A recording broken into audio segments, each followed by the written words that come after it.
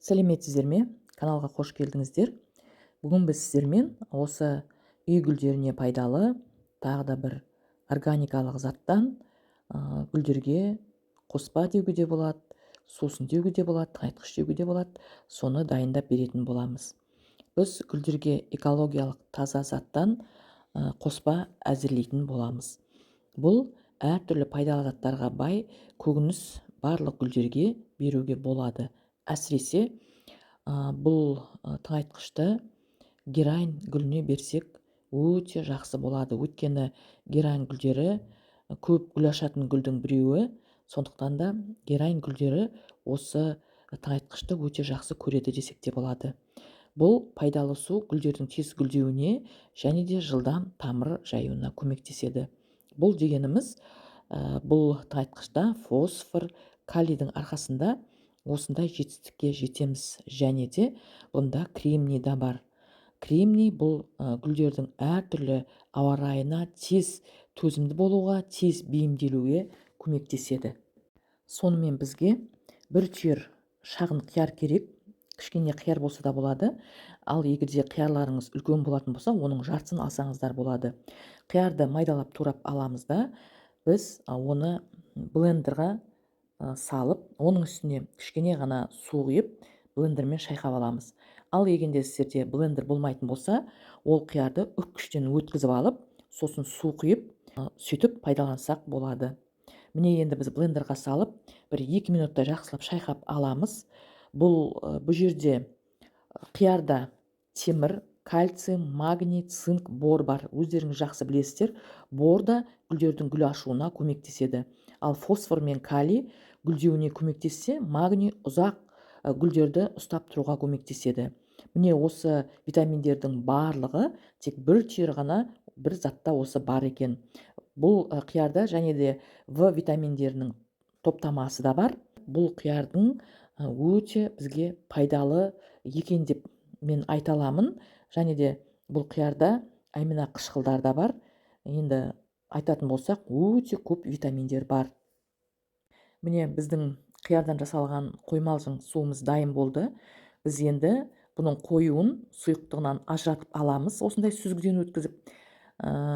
Ешқандай мынау сүзгі бізде кәдімгі марлі сияқты болғандықтан, ол барлық қоюын ұстап қалады да, тек сұйығын ғана өткізеді. Бізге тек керегі ғана сұйық.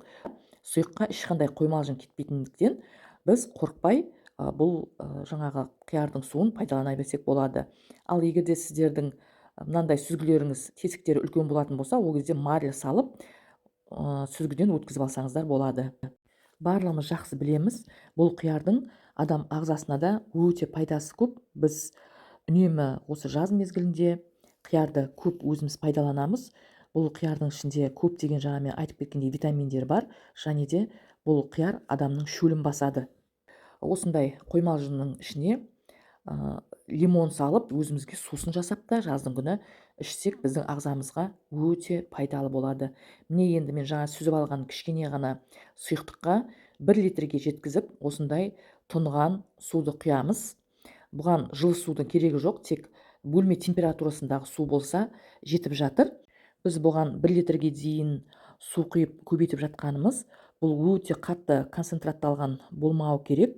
Өйткені біз топыраққа егерде сусыз құятын болсақ, ол топырақты шіртіп жіберуі мүмкін. Міндетті түрде біз 1 литрге дейін су құйып, сол мөлшерде пайдалануымыз керек. Қалай құямыз? Бұл органикалық болғандықтан, келесі су құям дегенше топырақ әбден құрғап кебу керек.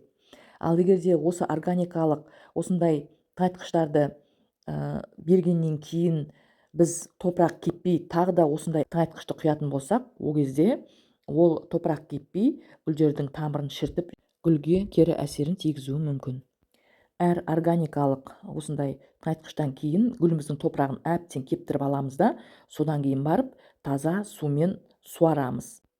Ал содан кейін барып біз осындай органикалық тыңайтқыштар болсын, басқа да витаминдері көп тыңайтқыштар болсын, суарсақ болады. Осы бір күн бұрын ба мен бір қарбыздың қабығынан жасалған видеоролик салғанмын. Осы гүлдерге пайдалы тыңайтқыштарды сол кезде менің бір көрерменім жазып жіберіпті. бұл қарбыздың қабығынан жасалған тыңайтқыш гүлдерді өлтіріп тастамай ма деп. Содан мен жазып жібердім. Біз ол қарбызды өзіміз жеп жатқанда адамдар өлмесе гүлдер неге өледі деп.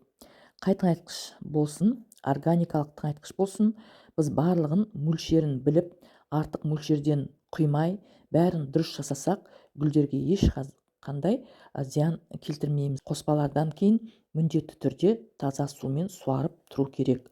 Сол кезде барып сіздің гүлдеріңіз осы құйған тыңайтқыштарыңызды жақсы бойына сіңіріп, гүлдеп, жақсы тамырын жайып, өскін беріп, жапырақтары жасылданып, әдемі болып өсетін болады.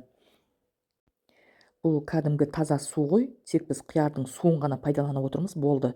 Оның ішіне ешқандай қиярдың қоймалжыңы кеткен жоқ. Қоймалжың ішіне түспегеннен кейін ол ешқандай гүлдердің тамырына зиян келтіре алмайды. Осы қиярдан жасалған сусынды қорықпай гүлдеріңізге бере берсеңіздер болады. Бұл қиярдағы ең бірінші орында тұрған ол калий.